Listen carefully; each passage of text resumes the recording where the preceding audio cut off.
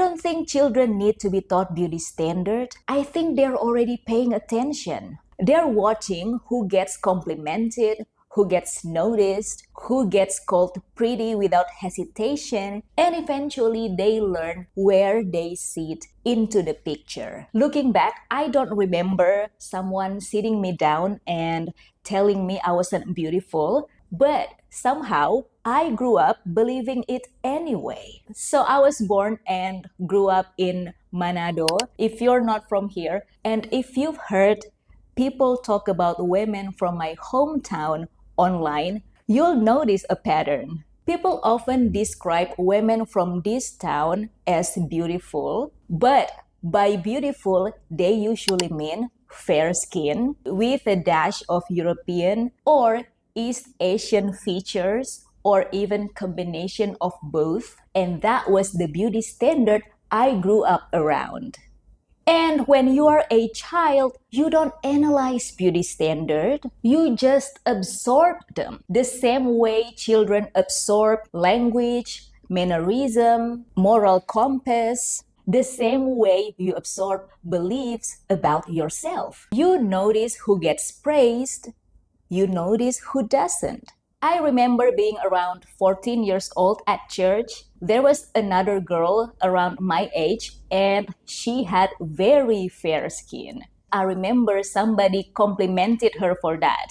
And yes, if it sounds weird to you, yeah, unfortunately, people here mock and complimented each other based on skin color. Yeah. Okay, future editor Mady here for a quick clarification. So I'm not saying that everyone in my hometown talks like this. I'm just describing what it felt like growing up here.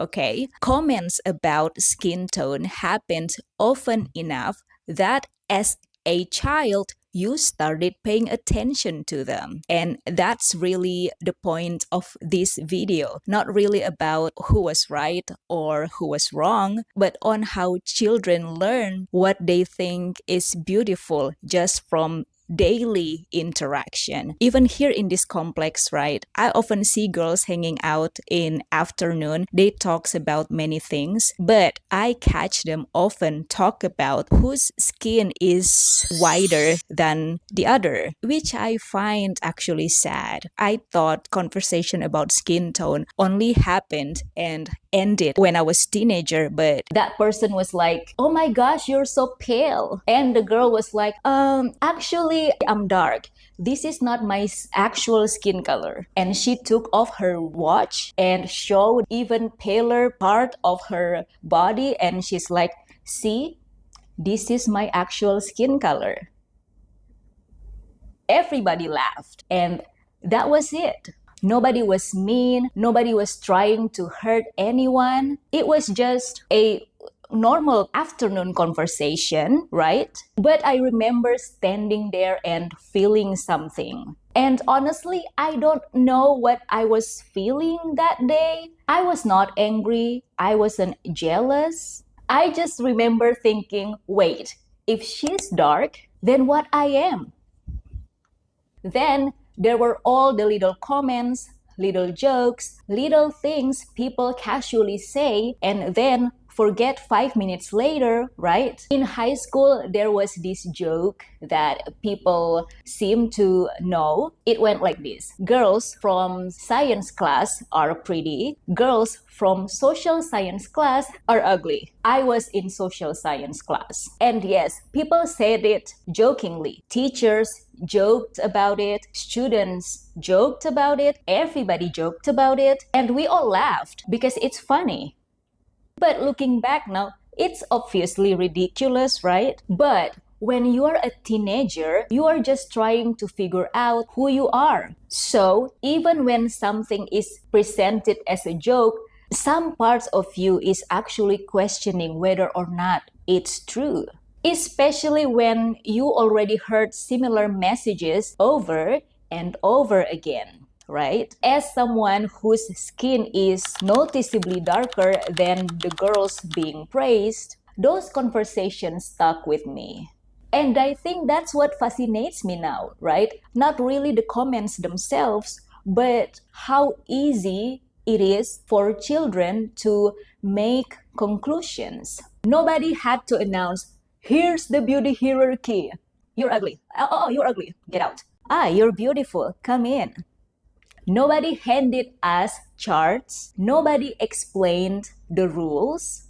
And yet, somehow, everybody seemed to understand them. Some girls were described as beautiful, some girls were not, some features were celebrated, some features were not.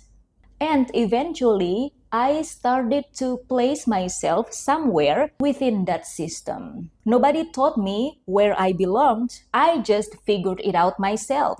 The thing is, looking back now, I don't even feel angry at any of those people, right? They are not necessarily bad or evil people, they just repeated ideas that they inherited. All of them, the senior at church, the teachers, the students, myself included, right? Even the people making those jokes. I don't think they were walking around trying to destroy anybody's self-esteem. They just participated in a system they never questioned. Just like I didn't question it, at least not at the time, right? Well, I'm 34 now, and honestly, I can't remember every single comment I heard growing up. I can't remember every joke, every conversation, every comparison done to me. Thank God. But I remember the conclusion I carried with me. I think that's the part that stays with people. Not necessarily what was said to them, but what they learned from it, right? Looking back, I don't think my insecurity came from one big moment, like what usually is portrayed on TV, like the beautiful girls were like, oh my gosh, you're so ugly, you should die.